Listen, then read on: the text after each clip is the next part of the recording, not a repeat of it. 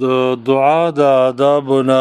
یو ادب دا دی چې سړی به د خپل رب نه دعا غواړي نو په کلکه به دعا غواړي چې الله ته زما ربې زه بل در نه لرم خامخا ضرور زما دا دعا قبوله کا داسې به نه وي چې الله که ستا خوښی نو دا دعا قبوله کا الله رب العالمین ټول کارونه په خپله خوښه کوي په الله څوک زور اچونکی نشته لیکن ته به دعا په کلکه باندې کوي او دا طریقه موږ ته د الله نبی صلی الله علیه وسلم راښودلې ده حدیث امام بخاری و امام مسلم رحمهم الله د انس رضی الله تعالی عنه نقل کړی هغه فرمایي چې رسول الله صلی الله علیه وسلم فرمایلی دي اذا دعا احدكم فليعزم المسألة ولا يقولن اللهم ان شئت فاعطني فانه لا مستكره له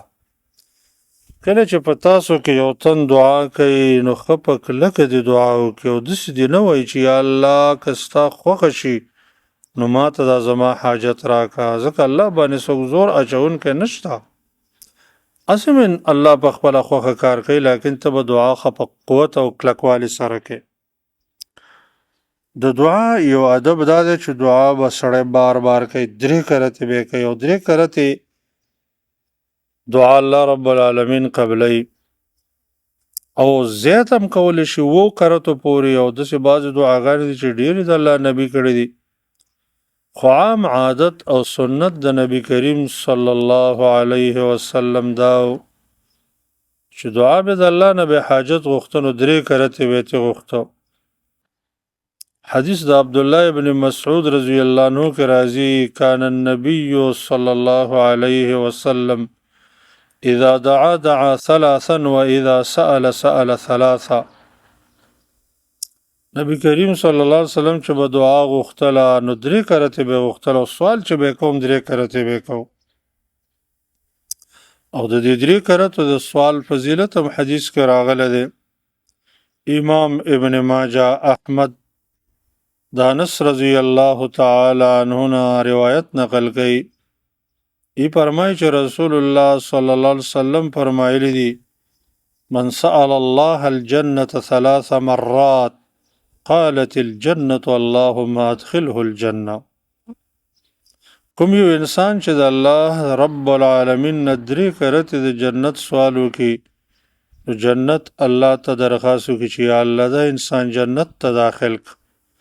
نو د دې 3 کرتې سوال باندې نتیجه مرتب شي ومن استجار من النار 3 مرات قالت النار اللهم اجره من النار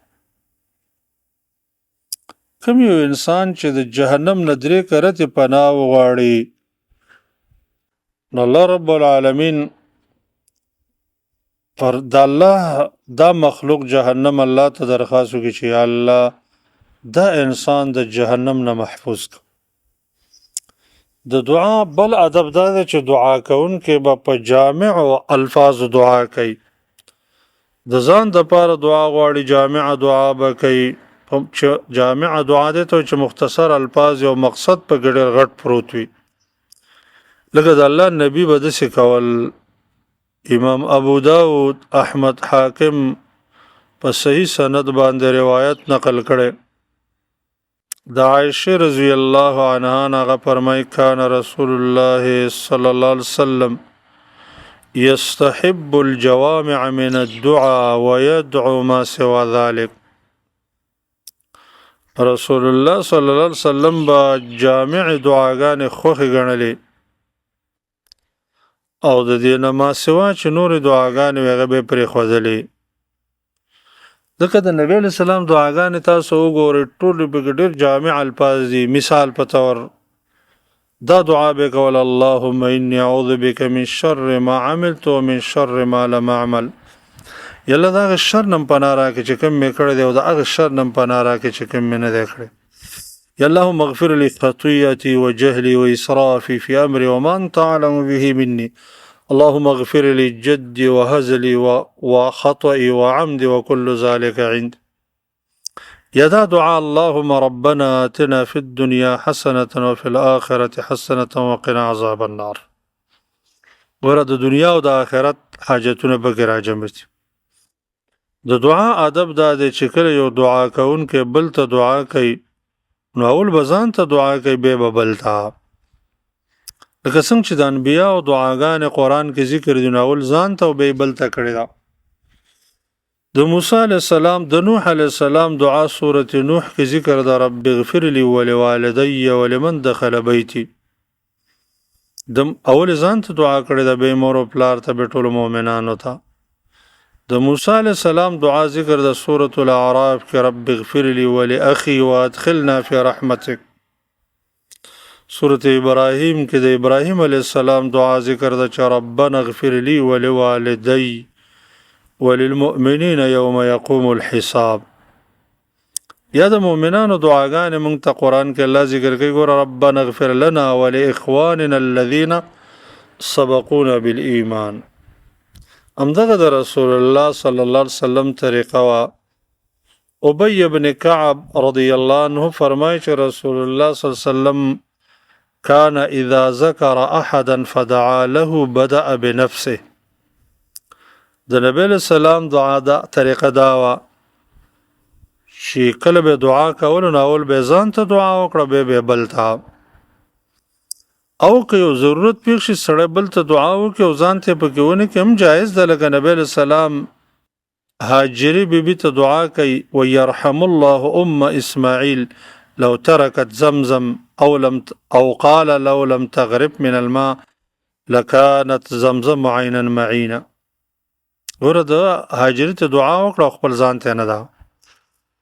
د دعا یو ادب دا دی چې سړی په راحت کې ډېرې دعاګانې کوي نو بیا په مشکلاتو کې دعاګانې ډېرې قبلیږي.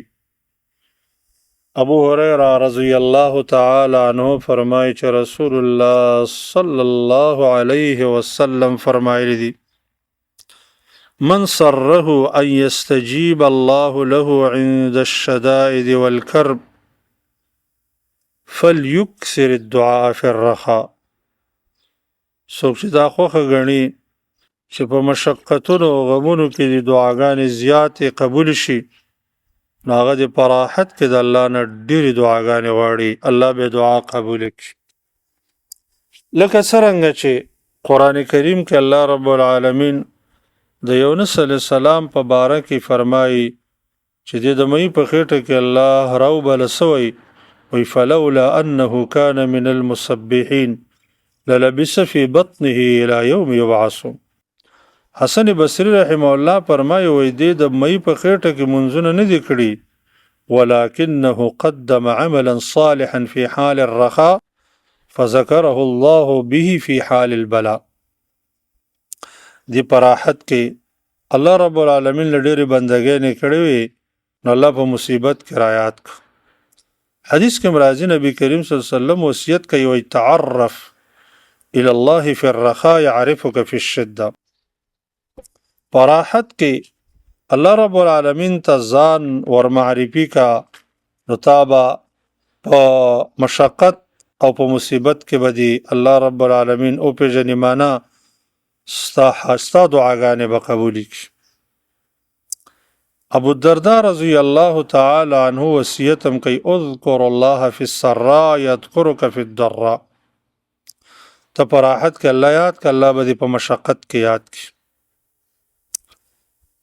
د دعا یو ادب دا دی چې سړی دعا کوي نو په پټه باندې به کوي چغې به نه وایي ځان ته به صرف اورئ. لکه قرآن کې الله موږ ته دا ادب راښیي فرمایي ادعوا ربکم تضرعا وخفیا انه لا يحب المعتدین. تاسو الله را بلئ په عجزۍ او په پټه الله په دعا کې د حد نه تجاوز کوونکي نه خوښوي. او شیخ الاسلام ابن تیمیه رحمه الله هغه د پټ دعا حکمتونه ذکر کوي وی وجه دا ده چې دا د ایمان د قویوالي نښه ده ځکه دا دلیل دی چې بنده په خپل رب باندې کامل ایمان لري چې زما پټه جرګه او ښکاره دواړه الله اوري. دویم په دې کې ادب او تعظیم دی ځکه د عظماو په وړاندې باندې چغې وال او ډېرې شور کول دا د هغوی بېادبي ده. دریم په دې کې تضرع عجزي ډېره زیاته ده. څلورم دا دی چې په دې کې اخلاص ډېر زیات دی. پنځم دا دی چې په دې کې د زړه توجه الله ته زیاته برابرېږي. شپږم دا دی چې دا دلالت کوي په دې خبره چې دعا کوونکی دا وایي چې زما رب زما ته ډېر نږدې دی. او که چېرته ضرورت پیښ شي نو بعضې دعاګانې نبي اسلام جهرن هم کړي دي، لکه قنوت نازله دعا، د استسقا دعا. په غزوه بدر او احزاب کې دعاګانې نبي اسلام ښکاره کړي دي.